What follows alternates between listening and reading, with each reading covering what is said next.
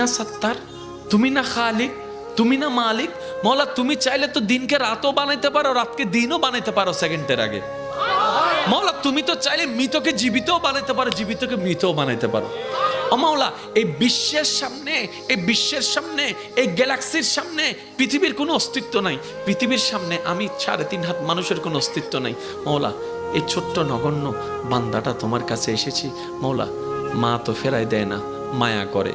তুমিই তো বলেছো মায়ের চাইতে 1000 গুণ বেশি তুমি বান্দাকে ভালোবাসো, বান্দাকে ভালোবাসো। ও মাওলা তুমি দৌড়াই দিলে কার কাছে যাব? তুমি রহমত না করলে কে রহমত করবে? তুমি ফিরাই দিলে আমি কার কাছে যাব?